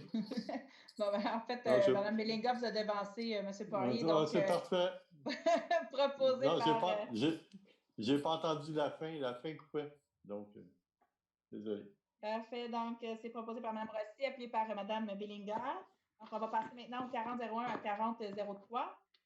40.01, donner un avis de motion, présenter, déposer et adopter le premier projet de règlement de zonage, RR 1562.55, modifiant notre règlement de zonage refondu 1562 afin de permettre l'usage restaurant dans la zone C19-434, autoriser le remplacement de l'Assemblée publique de consultation par une consultation écrite et autoriser les adaptations nécessaires à la procédure référendaire exigée par la loi sur l'aménagement et l'urbanisme, le tout en conformité avec l'arrêté ministériel 2020-033 du 7 mai 2020. 40.02, donner un avis de motion, présenter et déposer, adopter le premier projet de règlement de zonage RR 1562.056, afin de modifier diverses dispositions du règlement de zonage refondu 1562, autoriser le remplacement de l'Assemblée publique de consultation par une consultation écrite et autoriser les adaptations nécessaires à la procédure référendaire exigée par la loi sur l'aménagement et l'urbanisme, le tout conformément à l'arrêté ministériel 2020-033 du 7 mai 2020. Et 40.03, déposer le procès-verbal de la consultation écrite et adopter la résolution PP-016-1 afin de modifier en vertu de notre règlement sur les projets particuliers de construction, de modification et d'occupation d'un immeuble. La résolution PP-016, c'est afin d'abroger certaines dispositions qui sont relatives à l'affichage. Je propose. J'appuie. Donc, c'est proposé par Mme Rosset, puis par Mme Bellinga. J'appelle maintenant le 4004 à 4006. 40.04, statuer sur diverses recommandations du comité consultatif sur la mobilité qui a siégé le 3 juin 2020. C'est en vertu de notre règlement 1570 sur la circulation routière. 40.05, déposer le procès-verbal de la séance de consultation écrite et statuer sur une recommandation du comité consultatif d'urbanisme, à savoir permettre une marge avant principale de 0,74 m au lieu de 4,5 m, 9 cases de stationnement au lieu de 10, une allée de circulation d'une largeur de 5,38 m au lieu de 7,1 m et la localisation d'une sortie d'air en marge latérale, c'est pour le 4800 Boulevard Léger, c'est en vertu de notre règlement sur les dérogations mineures. 40.06, déposer le procès-verbal de la séance de consultation écrite et statuer sur une recommandation du comité consultatif d'urbanisme, à savoir permettre 2 cases de stationnement intérieur au lieu de 3 et une profondeur de stationnement de 5,25 m au lieu de 5,5 m. C'est pour le 4030 rue Emery. C'est en vertu de notre règlement sur les dérogations mineures. Je propose. J'appuie. Alors, c'est proposé par M. Poirier, appuyé par M. Sari. J'appelle maintenant le 4007 à 4009. 40.07, déposer le procès-verbal de la séance de consultation écrite et statuer sur une recommandation du comité consultatif d'urbanisme, à savoir permettre une marge avant de 4,44 m au lieu de 4,5 m pour le 12 355 avenue Hurtaud, c'est en vertu de notre règlement sur les dérogations mineures. 40.08, déposer le procès-verbal de la séance de consultation écrite et statuer sur une recommandation du comité consultatif d'urbanisme, à savoir ne permettre aucune case de stationnement au lieu de 5 cases, c'est pour le 4251 Boulevard Point, c'est en vertu de notre règlement sur les dérogations mineures. 40.09, déposer le procès-verbal de la séance de consultation écrite et statuer sur une recommandation du comité consultatif d'urbanisme, à savoir permettre une marge avant principale de 1,3 m au lieu de 1,5 m et une marge latérale de 2,2 m au lieu de 2,28 m. C'est pour le 3475 Boulevard Henri Bourassa. C'est toujours en vertu de notre règlement sur les dérogations mineures. Propose. J'appuie. Alors, bonjour. Donc, c'est proposé par M. Sari, appuyé par M. Poirier. J'appelle maintenant le 4010 à 4013. 40.10, déposer le procès-verbal de la séance de consultation écrite et statuer sur une recommandation du comité consultatif d'urbanisme, à savoir permettre une marge avant principale de 4,56 m au lieu de 4,59 m pour le 11 235 avenue Plaza, c'est en vertu de notre règlement relatif aux dérogations mineures. 40.11, déposer le procès-verbal de la séance de consultation écrite et statuer sur une recommandation du comité consultatif d'urbanisme, à savoir permettre une marge latérale de 0 m au lieu de 3 m, et un taux d'implantation de 87 % au lieu de 70 %, c'est pour le 10 442 avenue Bellevoie, c'est en vertu de notre règlement sur les dérogations mineures. 40.12, déposer le procès-verbal de la séance de consultation écrite et statuer sur une recommandation du comité consultatif d'urbanisme, à savoir permettre une marge latérale de 1,85 m au lieu de 1,98 m pour le 12 625 avenue Lantier, en vertu de notre règlement sur les dérogations mineures. 40.13, déposer le procès-verbal de la séance de consultation écrite et statuer sur une recommandation du comité consultatif d'urbanisme, à savoir permettre diverses dérogations à l'affichage. C'est pour le 3530 Boulevard Gouin et c'est en vertu de notre règlement sur les dérogations mineures. Propose. J'appuie. Oh, pardon. Proposé par M. Sarret, appuyé par Mme Rossi. J'appelle donc maintenant le 4014 et 4015. Oui. 40.14, déposer le procès-verbal de la séance de consultation écrite et statuer sur une recommandation du comité consultatif d'urbanisme, à savoir permettre l'implantation d'une enseigne à 2,04 mètres du trottoir au lieu de 3,1 mètres pour le 3520 boulevard Gouin, en vertu de notre règlement sur les dérogations mineures. 4015, statuer sur une recommandation du comité consultatif d'urbanisme, à savoir permettre l'installation de 3 enseignes principales sur le bâtiment qui est situé au 3530 boulevard Gouin, et c'est en vertu de notre règlement relatif au plan d'implantation et d'intégration architecturale. Je propose. J'appuie. Alors, c'est proposé par M. Poirier, appuyé par Mme Bellinga. Le point 50, ressources humaines. 50.01, donc nommer Mme Natalia Mungiu à titre de secrétaire d'unité administrative, c'est à la division des études techniques de la Direction de l'aménagement urbain et des services aux entreprises, à compter du 4 juillet 2020, avec une période d'essai de 8 semaines. C'est en vue d'un statut permanent à cet emploi.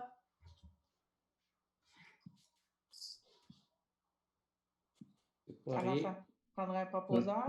Je propose. J'appuie. Parfait. Donc, c'est proposé par M. Poirier, puis par Mme Bellinga. Je vais demander à M. Vaillancourt de transmettre nos félicitations à Mme Mungiu pour son nouveau poste et lui souhaiter un bon succès dans ce nouveau défi. Alors, j'appellerai maintenant le 5101. 5101, nommer M. Abdelaksari à titre de maire suppléant pour la période du 1er juillet au 31 décembre 2020. Alors, comme je le disais précédemment, je passe la rondelle et je propose.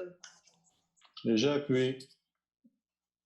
Excellent. Donc, proposé par Mme Rossi qui passe la POC, comme on dit, et proposé, appuyé par M. Poirier. Alors, M. Sari, je compte sur vous pour pouvoir prendre la relève lorsque je n'ai pu être présente. Tu peux compter sur moi comme maire suppléant, mais pas pour manipuler une rondelle. Je n'ai jamais fait ça. Alors, voilà. Donc, on poursuit avec le 6101. Oui, 61.01, déposer l'avis de la table paix et sécurité urbaine concernant l'encadrement du cannabis. Je propose. J'appuie. Donc, c'est proposé par M. Sarri, appuyé par Mme Rossi. Et finalement, le dernier point, et non le moindre, 6102. 61.02, proposer et appuyer le dépôt de la déclaration visant à reconnaître le caractère systémique du racisme et de la discrimination et s'engager à les combattre. Propose. J'appuie. Alors, donc, c'est proposé par M. Sarri, appuyé par Mme Rossi. Alors, c'est ce qui met fin au point du Conseil. Je nous invite à regarder le PowerPoint. Voilà, M. Collin, vous pouvez avancer les pages. Alors, au niveau de la culture, le Festival des arts s'invite à la maison. Alors, jusqu'au 4 juillet, on vous invite à suivre notre page de Facebook.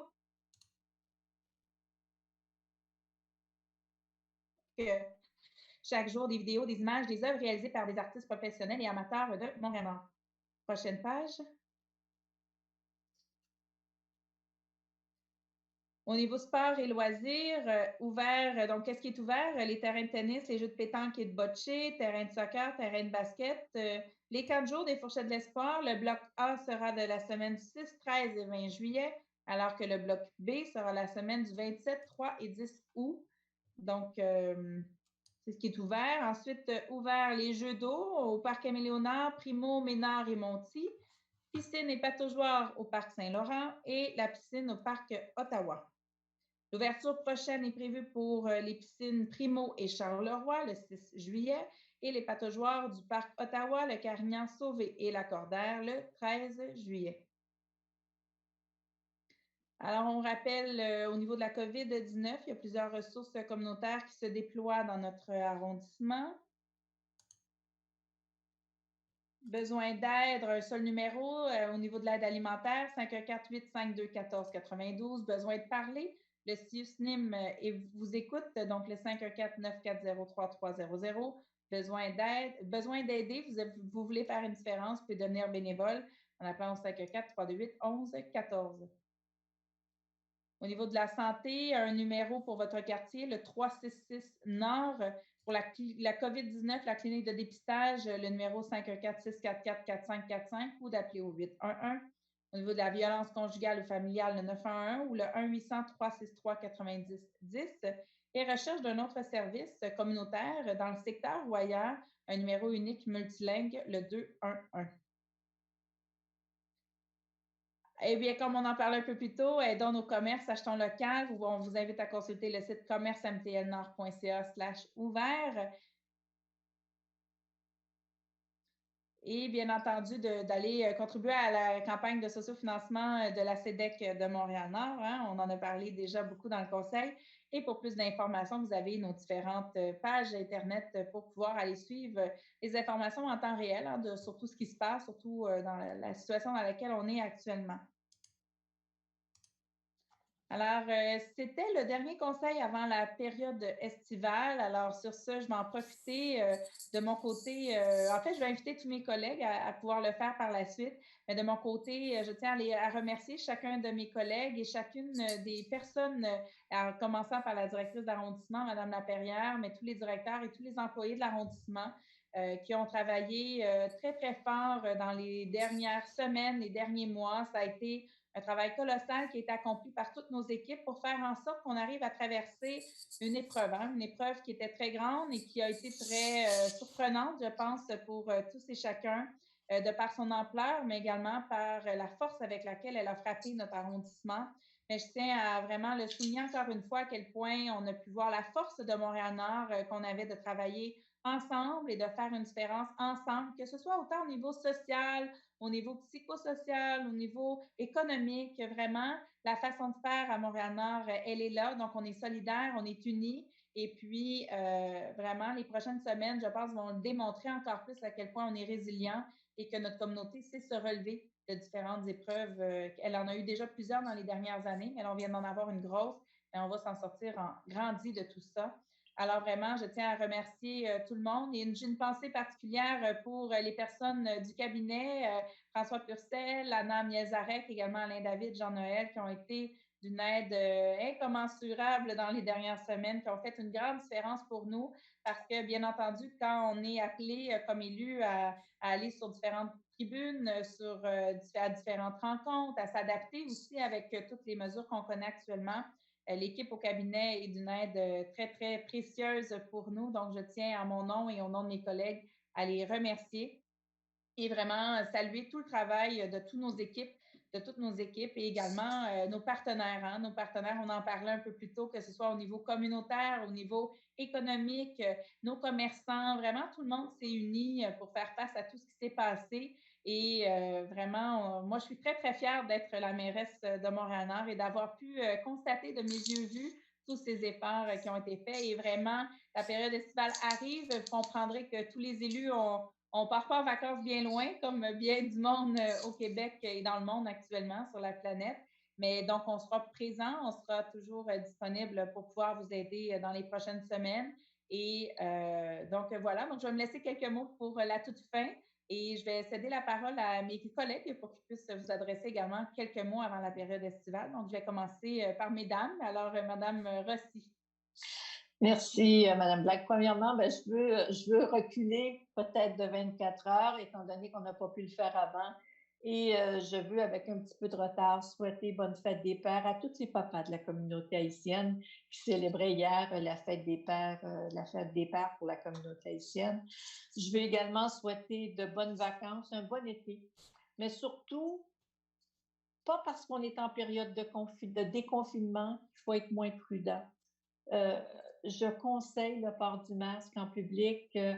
Soyons prudents, restons très, très, très vigilants. On déconfine, mais ce virus reste présent. C'est un ennemi qui est invisible, mais on doit rester vigilant. Alors, soyez prudents, passez un bel été. C'est sûr, comme on dit, on va pas très, très, très loin cette année, justement parce qu'on reste prudent. Comme je m'amuse à dire, on va bénéficier de la playa del Patio. Alors, on va rester pour la plupart dans nos petits patelins, mais faisons-le, puis on va circuler aux alentours, mais faisons-le prudemment Et je réitère de rester très, très, très vigilant. Ce n'est pas parce qu'on déconfine qu'on doit laisser tomber la garde. Parce que c'est sûr que si tout ce qu'on peut faire pour ne pas avoir une deuxième vague, c'est maintenant qu'il faut le faire. Alors, soyons prudents. Un bel été parce qu'effectivement, ça n'a pas été un printemps facile pour personne. Ça a été inquiétant, ça a été insécurisant, c'était du jamais vu. Tout le monde marchait sur des œufs parce qu'on ne savait pas sur ce vers quoi on allait. On avait et on a encore l'impression parfois d'être dans un mauvais rêve et on se demande quand est-ce que quelqu'un va nous réveiller. Mais on l'a fait solidairement, comme Mme Black le disait. Et on a prouvé que Montréal-Nord, on était forts, on était des gens qui travaillaient ensemble. Et c'est ce qu'on va continuer à faire. Alors, un bon été à tout le monde, de belles vacances et un bon repos. Merci, Mme Rossi. Je vais maintenant demander à ma collègue, Mme Bellinger, de prendre la parole. Merci, Mme Black. Tout d'abord, je me joins à votre voix et à celle de mes collègues pour remercier, bien sûr, notre administration, les directions, Mme Laperrière et toutes les directions, ainsi que nos employés qui ont accompli un travail phénoménal dans des conditions exigeantes, qui ont su vraiment faire preuve de créativité, de s'ajuster aussi à des lois, des règlements qui changeaient, qui demandaient beaucoup de flexibilité. Donc, un grand merci également à nos partenaires communautaires, intervenants, directions qui ont également travaillé excessivement fort. On leur souhaite également un temps de repos pendant cet été, ils le méritent pour recharger les batteries et bien sûr aller de l'avant. Et bien sûr, un grand merci à tous les travailleurs essentiels de Montréal-Nord qui ont contribué, bien sûr, que ce soit à travers la santé, à travers le secteur de l'alimentation et tous les secteurs essentiels qui ont contribué vraiment à l'économie et au bien-être de la population québécoise, mais également nord-montréalaise. Donc, on les salue et on les remercie et on souhaite également qu'ils puissent, si possible, avoir un peu de repos pendant les prochaines semaines. Alors, un grand merci et à mes collègues élus aussi, un bon repos. Ça a été des moments intenses, mais où on a collaboré pour le bien de nos citoyens et je tiens à vous remercier là pour le soutien de l'administration, mais également la collaboration pour des dernières semaines. Merci, Mme Bellinger. Je vais maintenant demander à mon collègue, M. Sari, de prendre la parole. Merci beaucoup, Mme la mairesse. Je pense que le tout a été dit, mais je souhaite à tous les citoyens et citoyennes de Montréal-Nord un bel été. Oui, c'était une épreuve quand même assez difficile, mais à Montréal-Nord, on est ici serré, tout en respectant la distanciation sociale, bien évidemment, et toujours rester vigilant. Mais une pensée un peu spéciale pour nos aînés, pour nos jeunes, nos enfants ayant quitté l'école depuis le mi-mars jusqu'à aujourd'hui. Il faut faire attention un peu à leur santé mentale, notamment pour nos aînés. Il faut mordre dans la vie tout en respectant cette distanciation sociale, sortir et les habituer à faire des activités dehors parce que quand même, c'est des jeunes qui n'ont pas bougé autant qu'il faut, qui ne sont pas sortis autant qu'il faut. Alors, prenons-en soin, restons en famille et que cette épreuve-là soit un apprentissage pour nous, une certaine connectivité afin d'affronter on n'espère pas, mais on ne souhaite pas tout simplement une autre vague. Mais encore une fois, que cette connaissance qu'on a appris, puis que cette façon d'agir qui était spontanée devient un apprentissage. Encore une fois, reposez-vous, pensez à vos familles et puis soyons heureux. Merci, M. Sari. M. Poirier? Là, je crois que tout a pas mal été dit. Ce que je vais souhaiter à nos citoyens, employés, directeurs et tout, c'est une excellente été, en fait, pour la saison estivale, du repos pour ceux qui prennent des vacances et pour les autres, la belle température pour pouvoir s'amuser les soirs, les week-ends, le jour, pendant des heures de travail. Alors, bon été tout le monde.